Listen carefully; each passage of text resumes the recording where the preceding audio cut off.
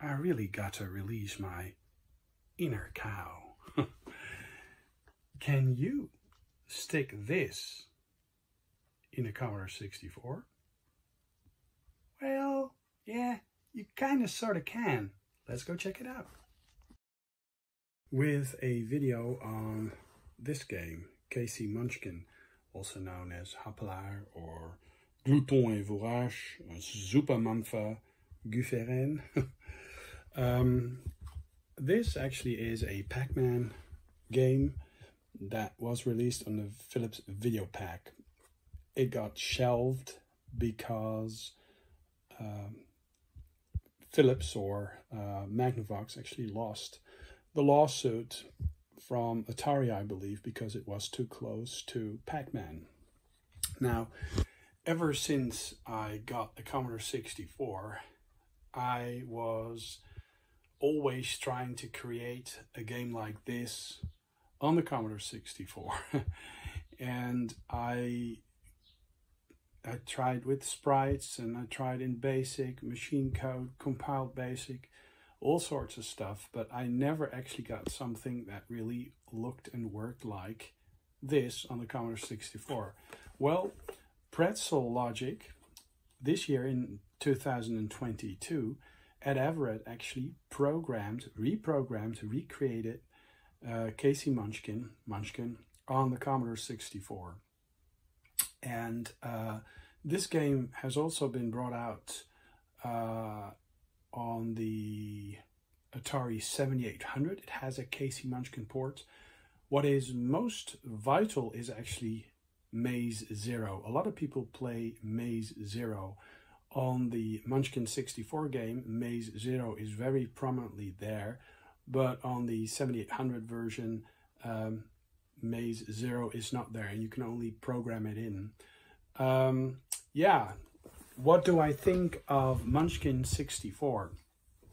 I think it's a valiant effort to recreate an iconic game from the Magnavox Odyssey 2 Philips Videopac.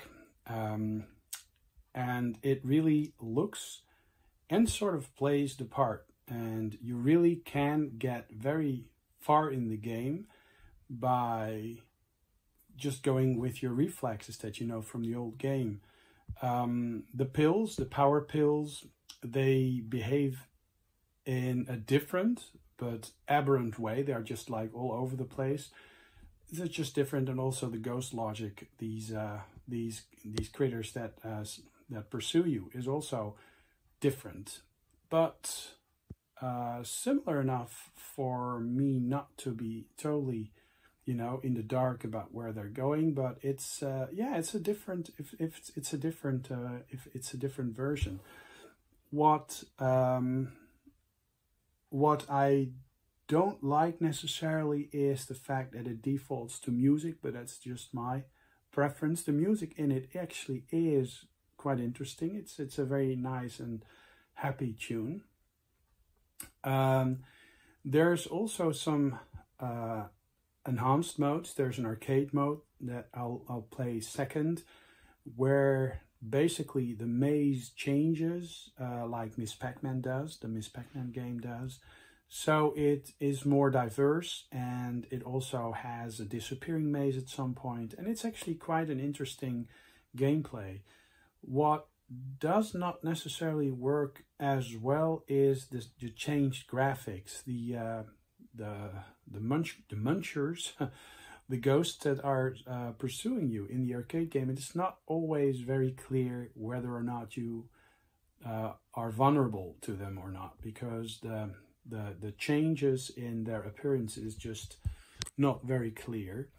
And yeah, the graphics, it looks like they're on some sort of green, they all fell in some sort of green dissolvent. It's a really trippy version, but yeah, I mean, quite like it. I think it just depends on what you look for in a game like this. Do you want the exact same experiences on the Philips Videopac Magnavox Odyssey 2? Or do you want something that is similar, or yeah, or has some extras or differences that just make it the more interesting. So I guess this game will be yeah, will be dividing people into camps. People really liking it, and people perhaps harping on the differences or the things that they yeah, may not like as much. Oh, and the original, I mean, Ed Everett, I believe he was responsible for a lot of the Magnavox Odyssey games. He programmed the original, and the Commodore 64 version was actually created by Frederick Blom and Michael Dunker. And it was released by Pretzel Logic, and you can actually download this game for free, but you can also pay for it and or give a donation to cancer research, which I think it's a very very good cause. Yeah, I like it, and let's go check it out.